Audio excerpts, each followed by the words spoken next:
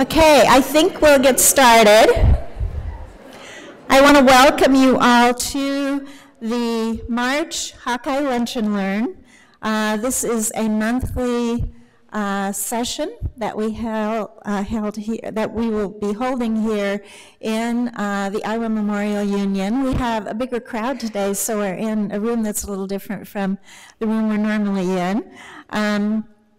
I also want to say that the sessions that we hold are open to the public, and would love to have you continue to come to our Lunch and Learns on a monthly basis, if that works out for you. Today, I have the honor of introducing to you Dean Sarah Gardial. She is the Dean of the University of Iowa Tippie College of Business, and she has held that position since about 2012. She was the Beeman Professor of Business at the University of Tennessee, where her leadership roles included Vice Provost for Faculty Affairs, as well as Assistant and Associate Dean for the College of Business Administration. She has served in leadership and volunteer positions for international business school associations, and that includes the MBA Roundtable, the Graduate Management Admissions Council, and the AACSB. Throughout her career, she has been the recipient of several teaching awards, and she has published on the topic of customer value and satisfaction, and the title of that book was Know Your Customer. She is a frequent public speaker for academic, corporate, and nonprofit organizations, and she's worked for various companies that include Procter & Gamble and Frito-Lay. She earned her undergraduate and MBA degrees from the University of Arkansas and her doctorate in marketing from the University of Houston. She was named one of the Corridor Business Journal Women of Influence in 2015. She's a native of Hot Springs, Arkansas, and she and her husband, Jeffrey Gleason, enjoy motorcycle riding and travel. She has 2 grown children, Meredith and Julia, and so I would like you to please at this time welcome Sarah Fisher-Gardial. I am just, first of all, delighted to be here and to talk about something that I have a lot of passion about, which you're going to find out in a very few minutes, but what a great group. I actually did this in Des Moines last week for a lunch and learn there for a much smaller group, and I really want to try to make this as interactive as possible. I'm pretty sure you don't want to listen to me talk this entire time, and it's a juicy, meaty topic for us to talk about. So we're going to try to get some conversation going, and we've got a mic that we're going to run around for your comments and questions throughout all of this. So let's just make this a conversation rather than a presentation. That would definitely be my preference here, all right? I'm gonna have to stay pretty close to the podium to move things along, but I'm also a mover, so you'll get to see a lot of that going on. This was the book that started it all, that really took the conversation that had been going on actually for quite a bit in this country and just kind of put some explosives behind it a couple of years ago. This is, of course, Sheryl Sandberg's Lean In. And what Sheryl had to say was, she started off with some data that looked like this. And she said, you know, there's this group called Catalyst, and they've been watching decades, really, kind of looking at what the gender distribution is and leadership in organizations, profit and nonprofit, and it's pretty grim. So what you see is at the bottom levels of leadership in organizations that men and women are about equally represented, but the closer you get to the top, the fall off just becomes significant. Here's what's even more distressing and I think dumbfounding about this. I graduated from undergraduate business school over 30 years ago. That's as close as I'm going to get to it. And I will tell you that if you had shown me the data then, it would have looked very, very similar. And if you told me that I was going to flash forward in my career 30 some odd years and things wouldn't have changed very much, I would have dismissed you. I would have said, no way, we're coming, the pipeline is here. I would have looked around in the class and in my business school and said, you know, it's just a matter of time. You know, these things are going to change. We're coming at you. And here we still are. And so it's an interesting conundrum, like why isn't this moving? And we're going to really dive into that and talk about that today. But I add another piece of data that she talks briefly about in her book, and that is the wage gap that is also still there. And what this chart shows you is that compared to white men, for every dollar that they make, which is on your far left, white women earn 77 cents, African American women 64 cents, and Hispanic women 56 cents. So we know there's this wage gap that even though it's very, very slowly tightening up, that's no good either.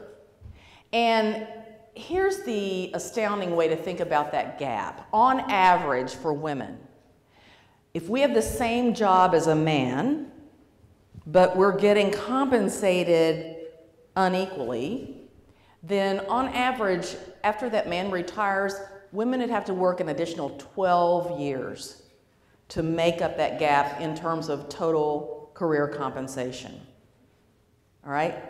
So these things are not new, but you know, Cheryl got out there in a very visible way because of who she is and the visibility that she has to say, what the heck is going on here? Why isn't this changing? And she actually took some heat for her, there we go. She actually took some heat for saying, you know, women, we've got a role in this. We've got to own some of this problem. And there was a big backlash about that. You're blaming the victim, blah, blah, blah.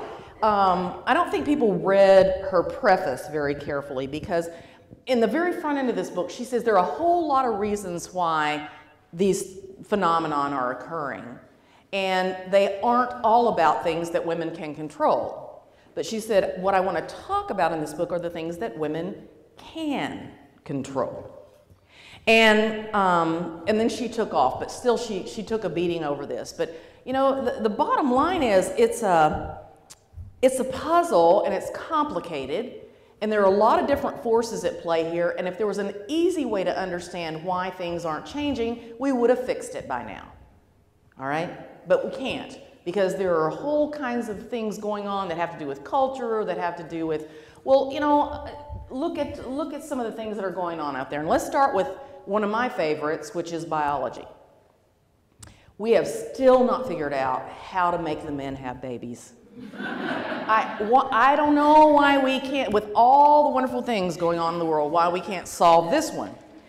But it's true that at the very time in men's and women's careers where you want to put your foot on the accelerator and really dive in there professionally, it is a train wreck with women's biology, because we still have to have the babies, and also the child rearing time, which we know still falls more heavily on women than men, although men in the audience, thank you for being here, and we know that you're stepping up. But it's still an unequal distribution. When I got pregnant the second time around, I noticed that all of a sudden people were asking me how that second child was going to impact my career. A lot of people were asking me that. And so I said, wow, that's really interesting. And I went home that night and I asked my husband, I said, how many people have asked you how having our second child is going to impact your career? And I think he looked at me like I was crazy, or well, what do you mean? No one, like zero. And so, yeah, so we've got this biological imperative that we can't get around, and we're going to talk about some of the ways we don't support that in this country. We have some glass ceilings still. I think that they're fewer and further between. I mean, that means, is there a structural something that's holding women down? I think you could have said a lot about this when I was coming out of college. But I think more or less, with the exception of some individual organizations that still have some issues, I think a lot of those structural issues that women just can't get past have gone away. But I'm not going to say that they're completely gone or that women don't run into these. Culture. Absolutely, there are cultural issues around expectations of women, about our expectations of ourselves, frankly.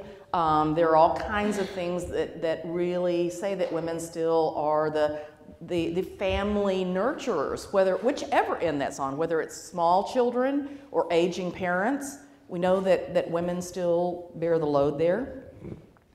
And then there's my favorite kind of radical issue that I'm just getting more and more anxious about these days, and that is, where are we on public policy in terms of supporting families in the workplace? And the answer is far, far behind as a country. This is the first election, presidential election in my lifetime, where there's actually been even a conversation about paid maternity leave. Do you know how many countries in the world do not have paid maternity leave? 2. And it's the good old US of A and our favorite peer country, Papua New Guinea.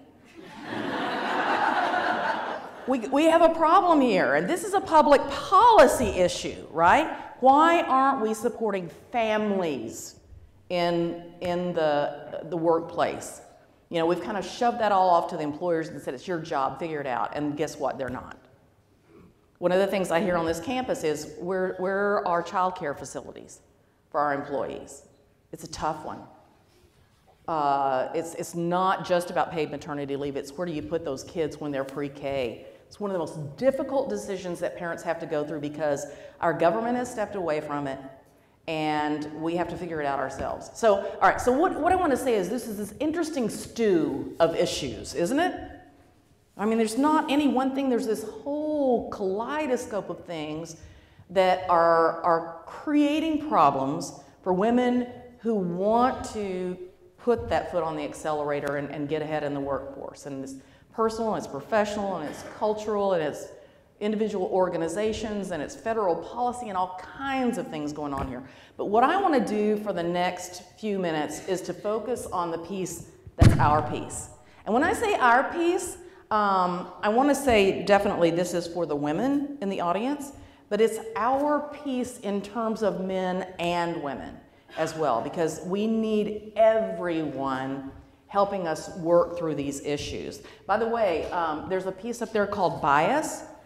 I don't know how many of you have been through training sessions on unconscious bias that causes people to choose men over women in the workplace, that kind of thing. Ladies, we have the same bias. It's not men who are biased against women, although there's some of that. People tend to choose people like themselves for jobs.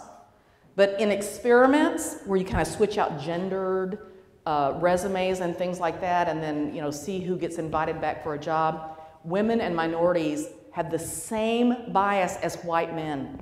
So I'm going to take all the men off the hook with that, all right? All right, so thank you for being here. We all carry those cultural biases. It's not just about, and it's not at all about male bashing at all. It's how are we going to work together on this. But what I want to talk about for the next few minutes and talk with you about is what is the piece we can control? We can't, snap our fingers and affect culture or federal policy or those kinds of things. But there's an ownership piece that we have to take on that says, what are we going to do? What can we do about this? And I've given it a lot of thought because I work with a lot of young women, undergraduates and MBAs, who say, I want to go into some kind of organizational, corporate career, whether that's for-profit, nonprofit, whatever.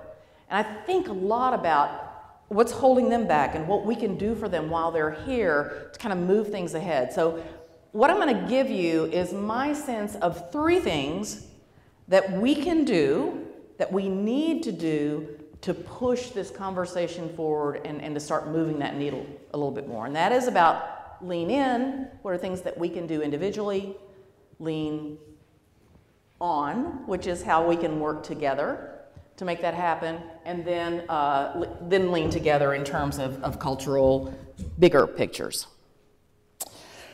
All right.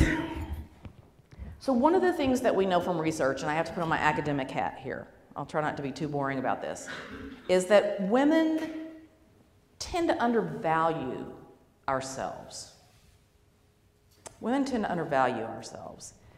Can you think about why, does that have any face validity to you?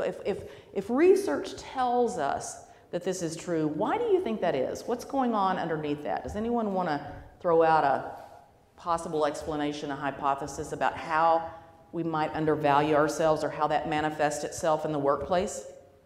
Just throw up a hand and shout it out. We were taught to be humble. We were taught to be humble. We were taught to be good girls, right? And to sit down and be quiet and think about elementary school. All right, we now know that because of brain physiology, that women, young girls, have the ability to sit down and focus way sooner than little boys do. It has nothing to do with bad behavior. It has to do with that ability to do that.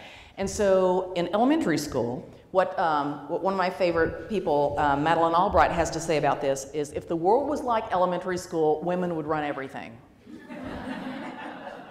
But it's not, and here's why. So in elementary school, we were the ones in the room, ladies, who were able to sit down and take instructions and be quiet and do what was asked and, you know, color between the lines, and the little boys are like bouncing off the walls. And the teachers are so thrilled to have half the class that they don't have to worry about that we got a lot of strokes for that, didn't we? Didn't we? Anyone get strokes for that? Yeah, we all did. So the little girls got a lot of strokes for behaving, you know, and being humble and just, you know, kind of being quiet and doing the right thing. These are not behaviors that serve us well in a work environment, in an organizational environment. Because women tend to believe that if we just keep our heads down and work hard, that it will be noticed and rewarded. Does that happen a lot? Yeah, it's not only that that doesn't happen a lot, you know, this assumption is just wrong-headed, but the men don't wait to be noticed and rewarded while we're sitting there waiting to be noticed and rewarded. And I've had women managers tell me that one of the aha moments for them was the first time they moved into a supervisory position was how quickly the men started coming up and saying, okay, well, now, when's that next promotion come in? And I need some more responsibility here, and look what I did on this last project, and by the way, you know, it's time to maybe renegotiate my compensation, and they're hearing nothing from the women. All right, so at the same time, the men are advocating for themselves, the women are not. Why don't we advocate for ourselves? Do we not know how to do this? I don't know. What's going on here? Help me with this.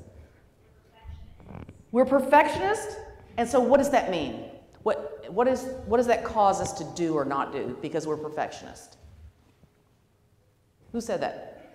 Yes. It means it's not just enough to be visible, we need to go past it and really feel like we're effective at what we're doing. Oh, it's so true. It is so true. So here's one of the research studies that we know.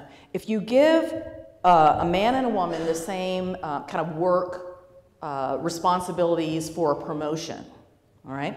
And the women will look at it and say, oh, if I can't do like 80% of the things required by this job, I'm not even applying, right?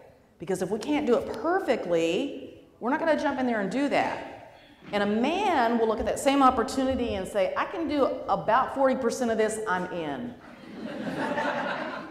It's true. But what's the net result of that? What's the net result of that? We don't engage.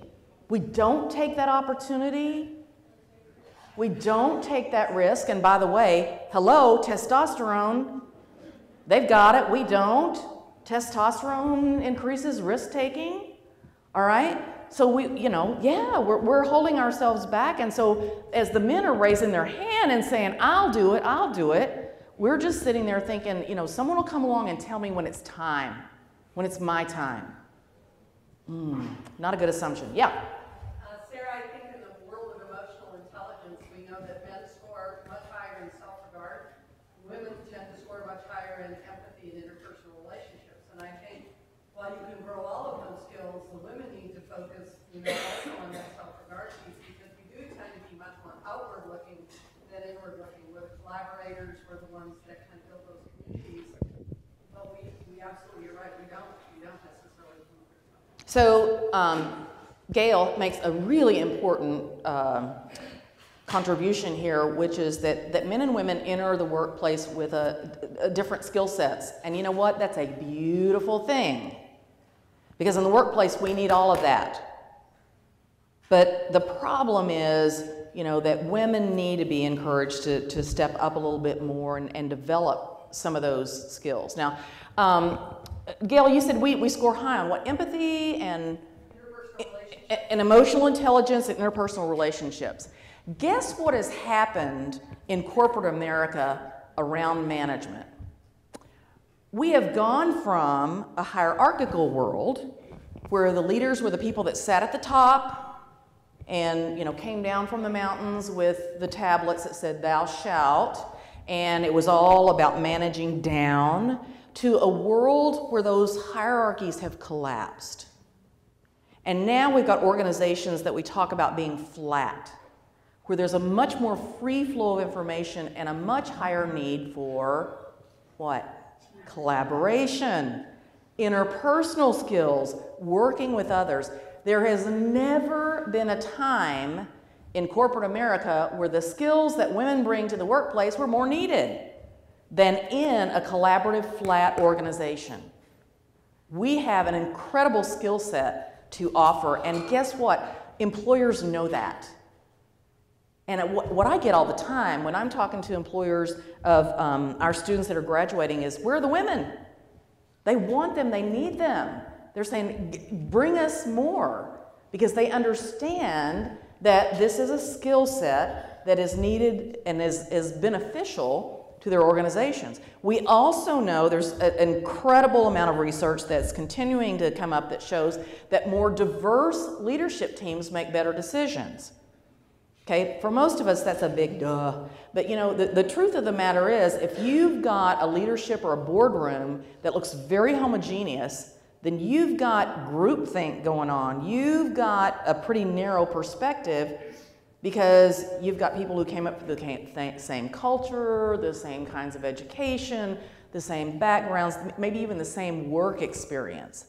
And so when they get around the table to solve a tough problem, they all converge on the same decision pretty quickly. Companies that bring more diversity to the leadership team, to the board, excel in all kinds of things, including profitability, growing their market share, the creativity of the decisions that they come up with.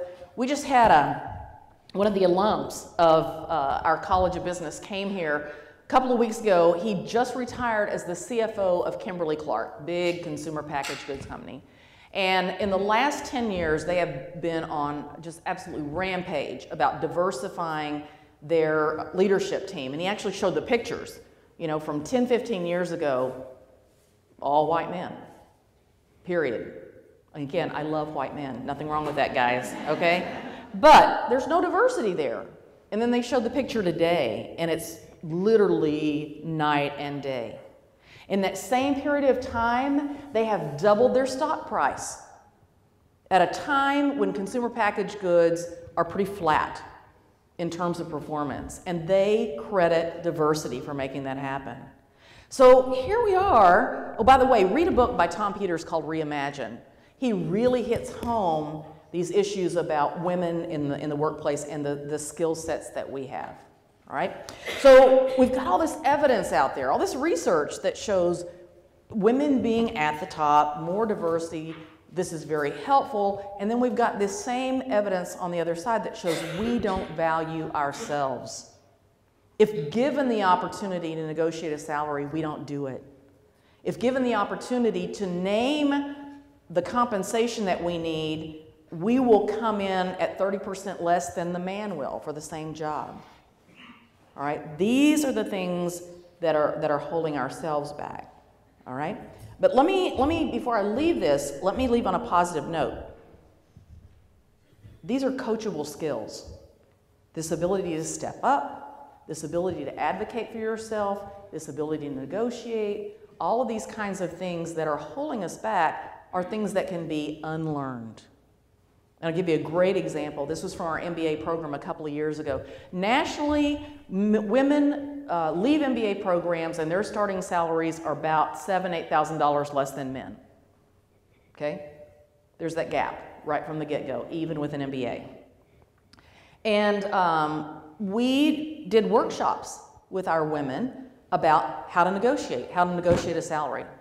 And this particular class of women a couple of years ago did something wonderful. They all got together and they locked arms and they said, none of us are going to take the first salary we get offered. We're going to negotiate. And we're going to all have each other's backs and we commit to each other to do this. And they got together before the interviews and role-played and practiced negotiating until they got comfortable with it. And that year, for the first year ever in our program, the starting salary for women exceeded the starting salary for men. Yeah, it is awesome. But the intervention there was just teach them how to do it, right? So this is not something where we have to say, oh, well, and throw our hands up. This is something where we know that if we start talking with, teaching with, working with women on early, we can level this playing field. But we haven't done it for a while. All right? We know that women don't ask for what they need. We just don't. Women, why don't you ask for what you need? Yes, Katie? We're martyrs. We are. Public policy put us there, bias put us there, we put us there. Yeah. I grew up in the South, and we do a lot of food around funerals. It's a big thing. It's a big eating time. And I remember a particular funeral where I'd have been in the kitchen for 3 days doing nothing but washing dishes and putting the next round of food out for the folks that were coming through. And I was exhausted after about 3 days, and I turned to the great aunt next to me, and I said, you know, I'm noticing something funny. And I said, what I'm noticing is that, you know, we're cooking, we're putting all this food out, and then once we get it out, then there's this kind of order effect, and the men come through first, and then the children come through next, and then the women come through last. And she said, honey, in the last 50 years, all I've had is wings and backs. And that is the martyr, right? We'll take the wings and the backs. Okay, by the way, there is not anything wrong with altruism. And I am a very big believer in servant leadership. And there are times when putting others first is exactly the right thing to do. But if you're living in that world, if you define yourself that way and you're always, always, always taking the back seat, guess what's going to happen? All right. What else? What else keeps us from just getting out there and asking for what we need? Yeah. You have to know what you want. Ah, so why don't we know what we want? That's a great comment. I get it. So why don't we know what we want? Anybody? Yes. We don't have mentors to provide us with the pathways forward such that we don't know what we need when we need it. Yeah. We are lacking in mentors and role models a lot in this culture. One of the things that I'm trying to change right now, and it's going to take a while, is the amount of women that we have in the front of our classrooms in the Tippie College of Business. And I would be embarrassed to tell you how low those numbers are. But the fact of the matter is, women need to be in places where they see women doing it and modeling it and providing that mentoring. And if you look at those numbers that I showed you at the very beginning and they're not changing, then where are we supposed to look? They're not there for us. Yeah, so we don't always see the path. Yeah? I also, even though there may not be a woman, you shouldn't be afraid to identify a mentor. Yes, exactly. I guess I don't want to say aggressive, but to be upfront and say, I want to learn, can you teach me? That is a wonderful comment, and I actually have a slide on it, so I'm going to come back and talk about the importance of mentoring and make exactly the point you just made. But yeah, we don't reach out and create those mentors. Yes? In the study of political scientists, we find women PhDs ask for more things than male PhDs. So there's a selection of time where women who get PhDs are actually more likely to be asking for a wide variety of resources. However, I think the reason they don't ask continually over their career is that they get punished for asking, especially as they get more senior. You get labeled as difficult, or there's a labeling of people who continually ask for resources. I see a lot of head nodding around that. That part of not asking is the fear of rejection or being punished in some way for asking, right? Yeah, I see a lot of head nodding around that. And that's probably cultural, and we've probably all experienced that. Okay. Anything else that's holding us back here? Yeah, Nancy? I just want to add that I think that in part to the comment about that you get punished later for asking, I think women get a lot of mixed messages. We talk about women not asking for what they need, as in, one, we all know what we need. Right. And two, that if we asked, people would gladly give that to us and wouldn't judge us. And both men and women. I think there are a lot of different images of what we're supposed to be and what we're supposed to need and when we're supposed to need it and how much we're supposed to need. And there's just not a book where it's all set out like that. Yeah, I think that's true. And if there was, it's changing, right? So, there's a bit of a moving target here. Yeah. All right. I think the third thing that I want to say is that I've actually talked with women who express a discomfort with the concept of leadership. Even discomfort with a title that, I don't want that on my business card. And I think that part of it is because this is kind of our cultural image of leadership, right? It's that strong person at the top. It's General Patton in this case. It's the hierarchy where other people are, you're just passing the orders down and you're exerting power over. I love this phrase. I came upon it recently. Women don't want power over, but we do want power to. Power to do something, which is different than power over somebody else. And so one of the things that I think we have to do is to redefine what leadership and the powers of leadership look like for women in a way that's more comfortable. I think that the whole kind of militaristic, top-down, power-over model feels like clothes for a lot of women that we just don't want to wear. We're just not comfortable in that. All right? So we've got to rethink, redefine what leadership means in terms that are more comfortable to us. And I'm gonna give you a three-point definition of leadership that I have. It's out of a favorite book of mine called The Fourfold Way. It's actually about the medicine wheel. It's from Native American spirituality, but it talks about the way that we move in the world. And there's one of the elements of the medicine wheel is called the warrior. That's the leader, right? The warrior, the part of us that charges out in the world and gets things done. And this is what the three powers of a warrior are. One, showing up. The power of being there, of taking a stand. Our new president is here today, which is a bit overwhelming to me, a great honor. But I'll tell you this, I know this. He had a lot of other things he could have done today. And the fact that he showed up here meant that this was important to him. One of the top things you can do as a leader is show up for the stuff that's important. You cannot lead from behind a desk. You cannot lead over the telephone. You lead by showing up and saying, what you're doing is important. This is the most important thing I could do with my time. And women know how to show up and support other people. We do this in spades all the time. It is knit into our DNA. If there is a friend who's having trouble, we call. Let's get together. Let's have a glass of wine, whatever. Or there's a death in the family. We're the ones standing out at the front door with the casserole, right? We get it. We know how to show up for.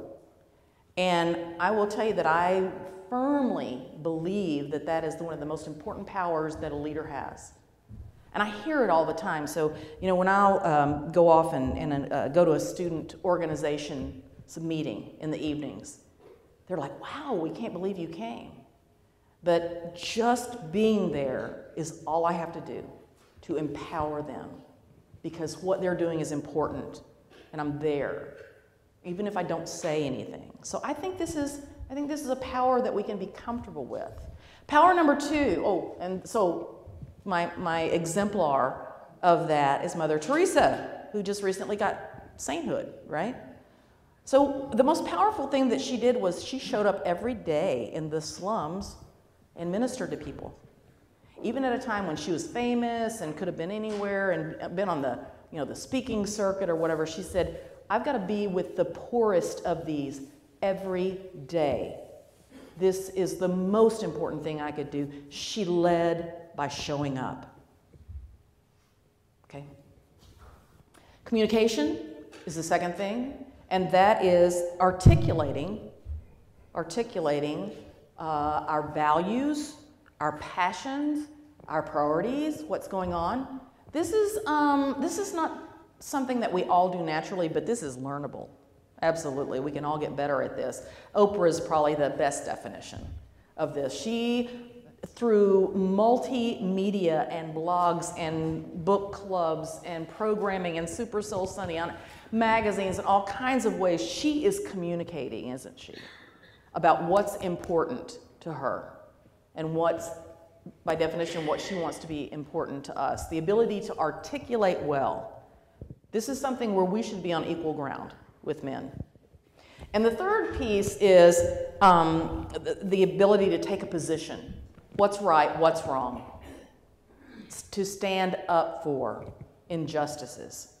And Malala is my example of that. If you haven't seen her address to the UN, not on work time, go home and Google it, YouTube it this afternoon. Malala at the UN. She will knock your socks off.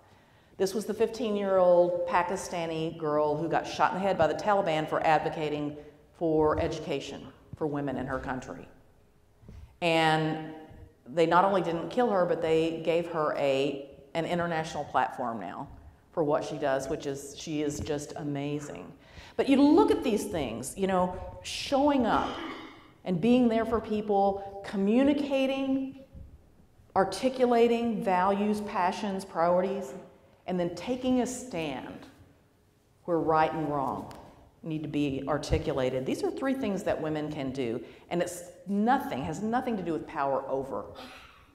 Nothing to do with that. So what I would do is I would definitely encourage everyone to think about what leadership looks like for you, what set of leadership principles feel like clothes that you can wear comfortably, right? If some old and traditional models aren't working for you, okay? Anybody want to comment on leadership? Yes. So we can do these things and do it in the same way as a man, but what I struggle with sometimes, well, labeled as the bossy bitch then. For taking that stand, saying the exact same thing that a man might be saying. We have that extra layer to navigate. I think it's true.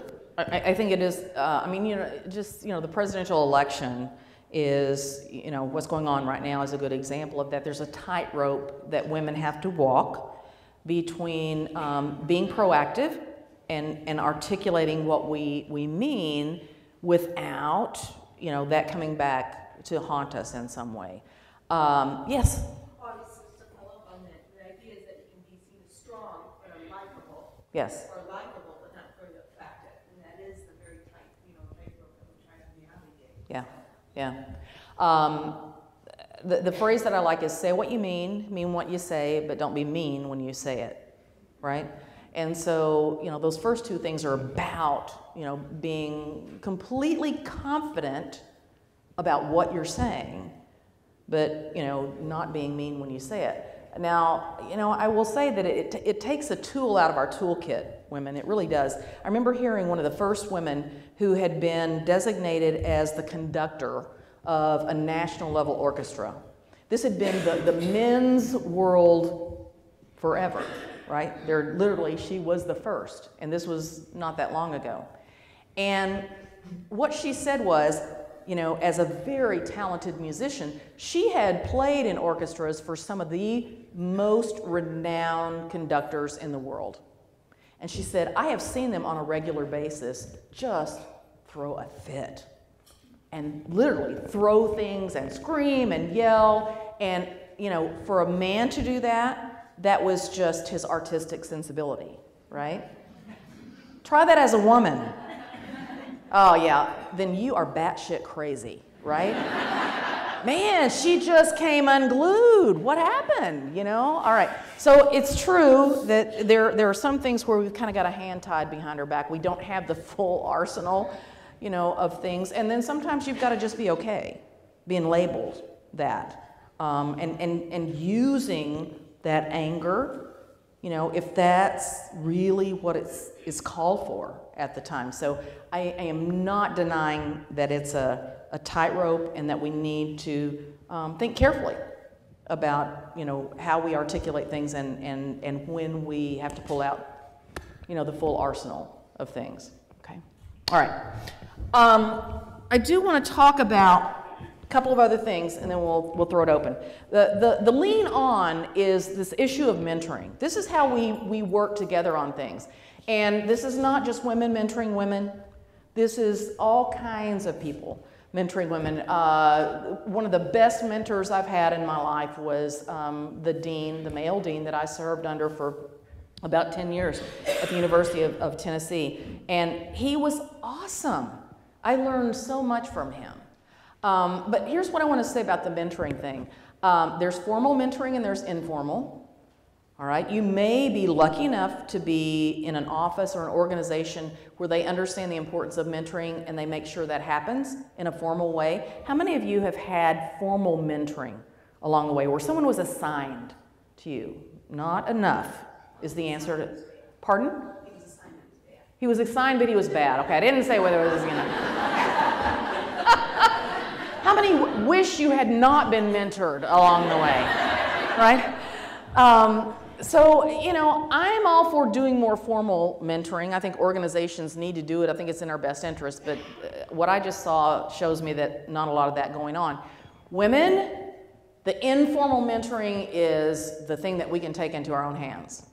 And that is, you get to be the coach of your team, and you get to look around in your world and say, I need these people on my team. And they can be men and women. They can be women in the workplace. They can be outside of the workplace. I have been known to walk up to complete strangers at conferences and say, would you sit down and have a cup of coffee with me? I've got something I think that you could really help me with. And 100% of the time, the answer is yes. Or maybe I'm just lucky.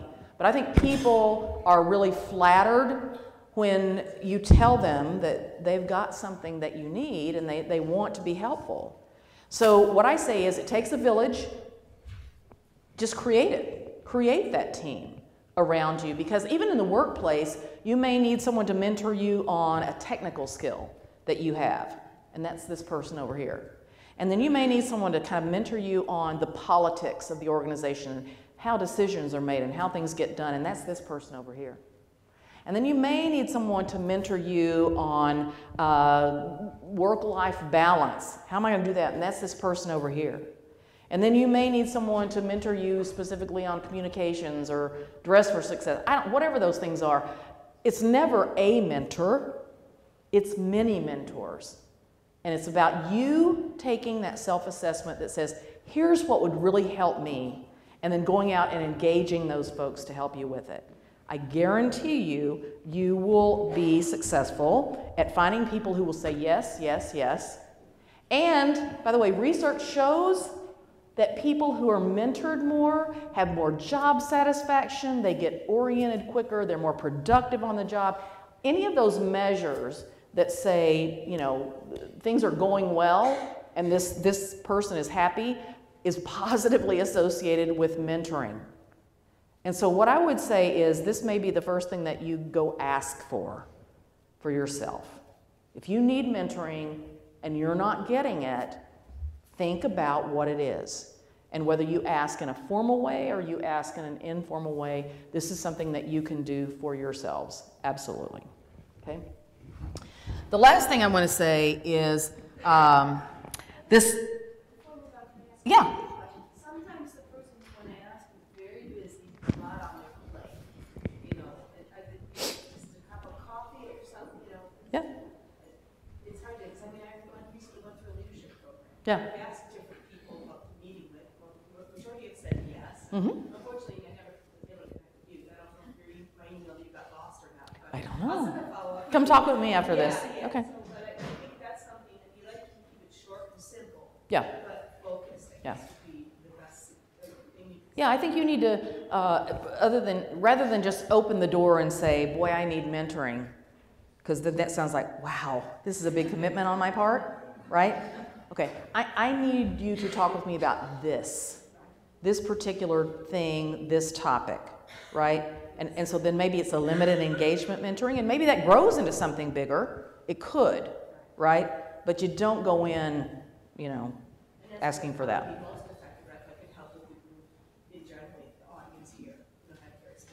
Exactly.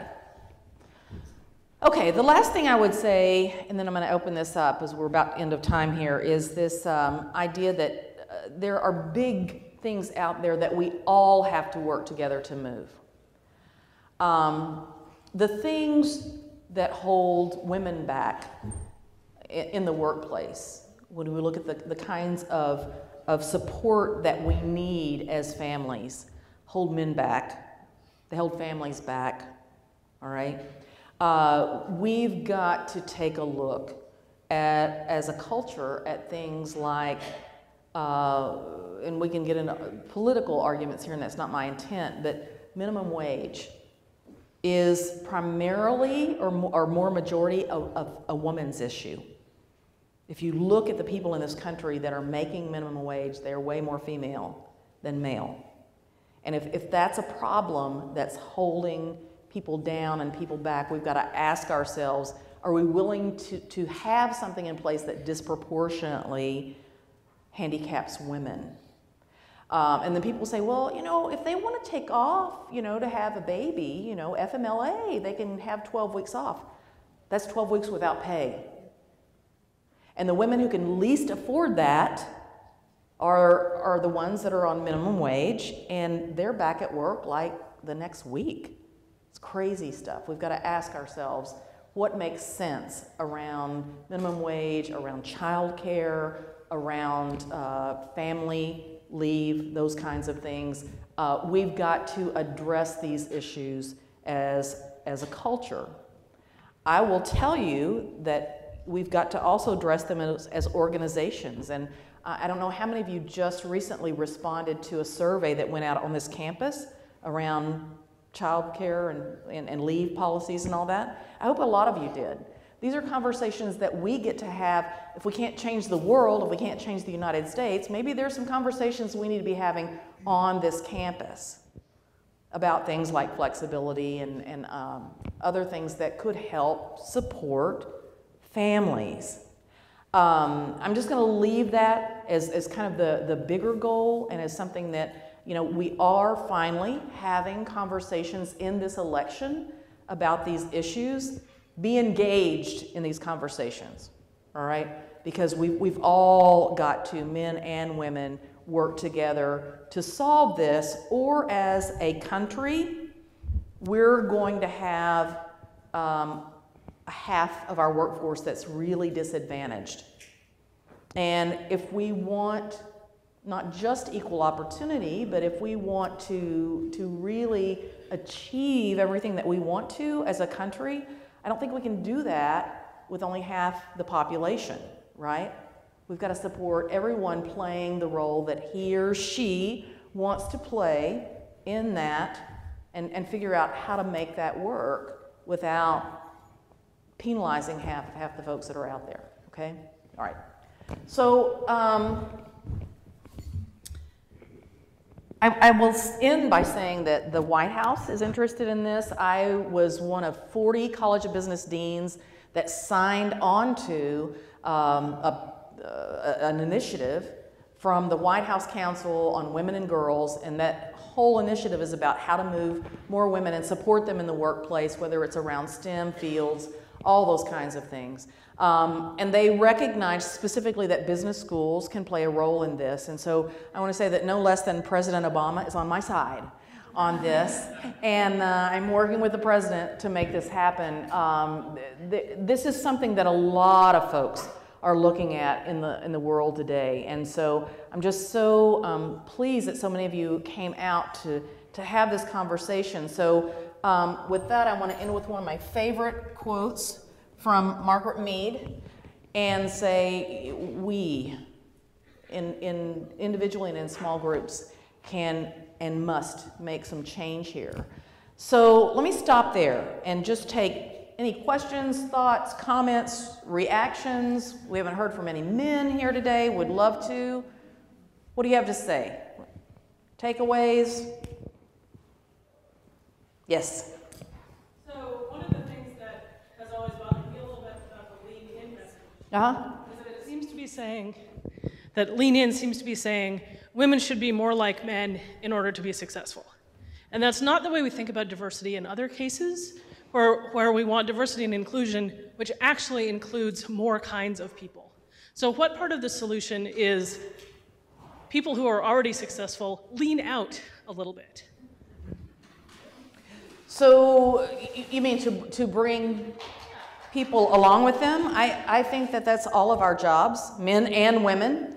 I honestly think the more men understand the cultural and other kinds of binds that women are in, the more they can do that. They can reach back for that. But women and men are probably both equally need to step up and play that role, and I think that's a really valid point. Thank you. Over here.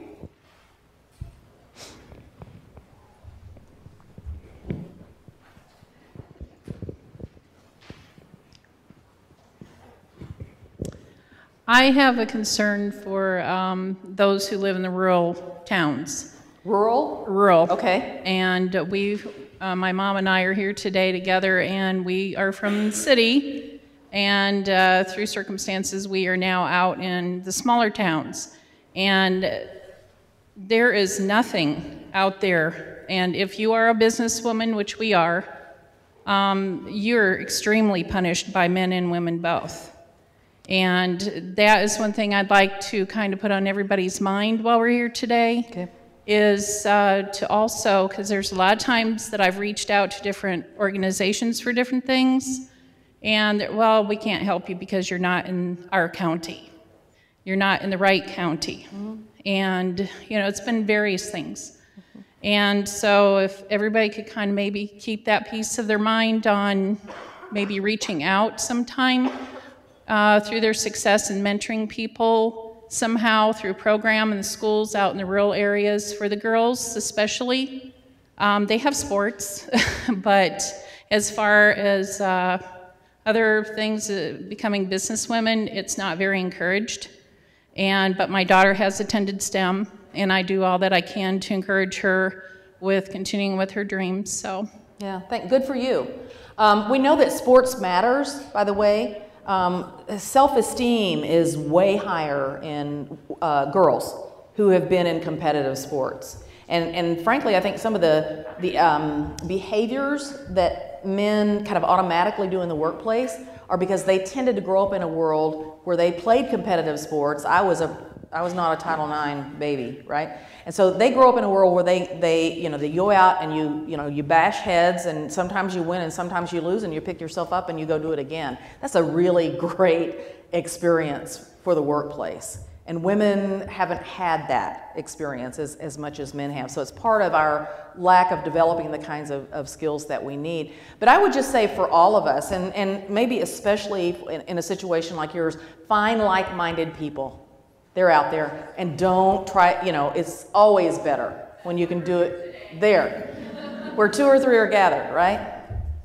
Other comments? Yes?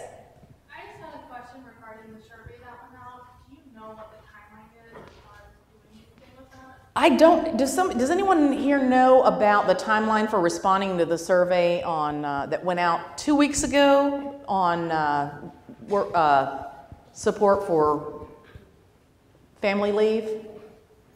I don't know. I would say HR. Linda, would HR be the group behind that?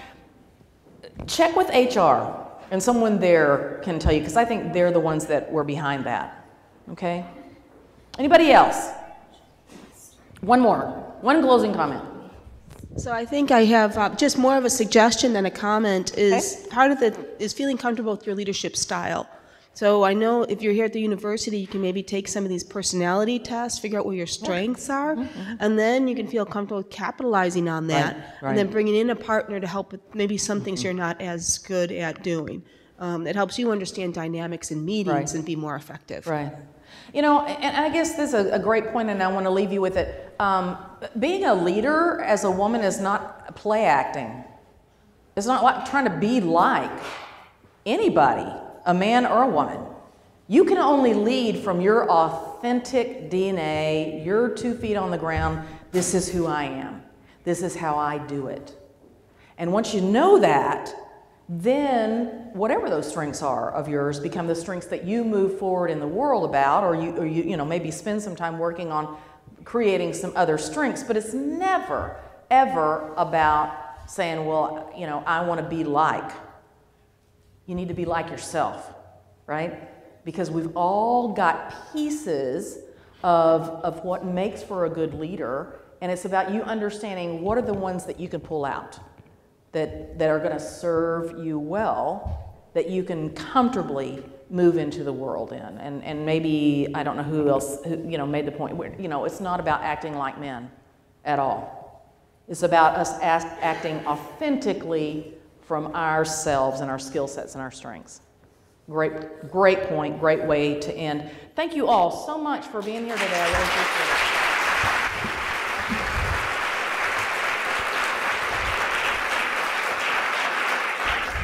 Sarah, thank you so very much. And I believe that Sarah will be here maybe just a little bit longer to answer some additional questions if you still have them. I wanted to tell you that our next Lunch and Learn will be led by Jim Hayes and Maura Pilcher. They're a part of the Grant Wood Art Colony, and that will be on April 7th. So I'm hoping that as many of you here as possible can come, and you can sign up for that by going to the Hawkeye Lunch and Learn website. Thank you all so very much.